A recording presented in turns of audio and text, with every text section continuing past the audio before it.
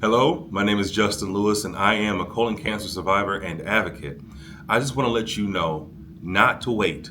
Just go ahead and get yourself a colonoscopy today. Get screened because this is serious. It is a silent killer, and we must silence the killing. My story starts roughly in July 2022. My family and I were in transition, moving from Minneapolis out here to San Diego. However, we did have a stop in Orlando because my oldest daughter is a competitive dancer, so we went there for the nationals. And while we were staying at an Airbnb, I went to the bathroom and I noticed that there was blood in my stool. And I was a little alarmed because that's not normal, right? But I thought it was something that was, like a tore tissue or maybe I had hemorrhoids or something like that. But so I was calling all my family members that had hemorrhoids, people that I knew that had them, and I'm like, okay, what was your experience like? And trying to calm myself down, and so I didn't really brush it off, but I kept an eye on it. Later on, roughly about October, November, it kept going, and it got worse. It got to the point where I was having stomach cramps and using the bathroom about 8 to 10 times a day. And I stopped ignoring what was going on with my body, and I listened to what was happening with my body, and I decided, I'm gonna go to urgent care first and see what's going on there. That I've had stool samples, and nothing came back, and I've tried all these other things except for actually going to the doctor. So in 2023, roughly around March, I had an endoscopy scheduled, and I wasn't given all the information for my endoscopy. I showed up. I didn't do the prep work because I wasn't informed of it, and it's nothing that I've had done before, so I didn't know. I was ignorant, and they told me that they couldn't do it because I did not do the prep work. But I was like, "You got to do something. What can we do?" And they were like, "We can't get you in for another endoscopy," and I'm like, "Get me in for a colonoscopy then." And they were like, "I don't think you need it," and I'm like, "Nope, just do it." And I had to kind of push for it. So they scheduled me for one the following week.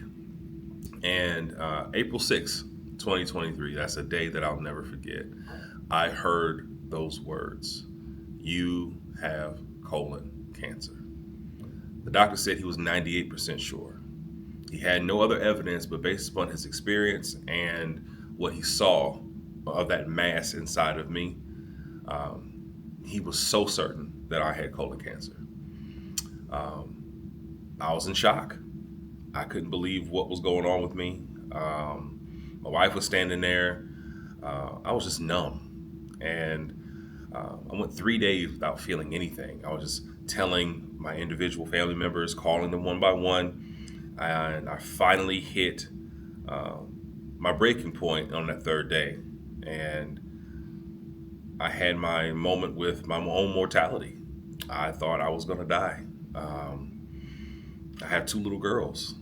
Right now they're 10 and 7, but at the time, they were 8 and 5. And I'm like, I need to see them live. I need to walk them down the aisle. I know how it is to be raised without a father, and I did not want to be missing from their life. Like, what's my wife going to do without me? Um, and 40 days later, on my daughter's fifth birthday, when she turned 5, I had a surgery to remove a foot of my colon. And what's crazy, before I had my surgery, they did all the testing. They took a biopsy, they took 6 pieces of this mass when they did the colonoscopy. All of them came back negative. My blood tests were negative. An MRI, they found no cancer anywhere in my body.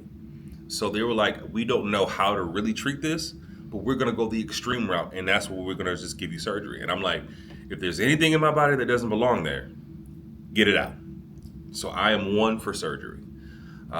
So when I had that surgery, the very next day, on May 17th, is when they confirmed that it was stage 2A colon cancer, and it was embedded in the mass. And the scariest part about it is that my surgeon told me, based upon the size of that mass and where it was located in my colon, I was developing cancer for about 10 years. So at 28 years old, I started developing cancer and did not know it. No signs, no symptoms, no nothing. Just something inside of me growing that wasn't supposed to be there. So I am here to tell you, I'm using the rest of my life and the rest of the breath in my body to educate any individual, men, women, black men specifically, men of color specifically. Break the stigma. There's nothing emasculate about being tested. I can tell you, being humble enough to be tested is way more important than not being tested. If you love your family and your family loves you, do it for them. It has nothing to do with anything else. Do it for them. I'm here today to tell you that catching it early is what can make the difference. Don't play games with your body.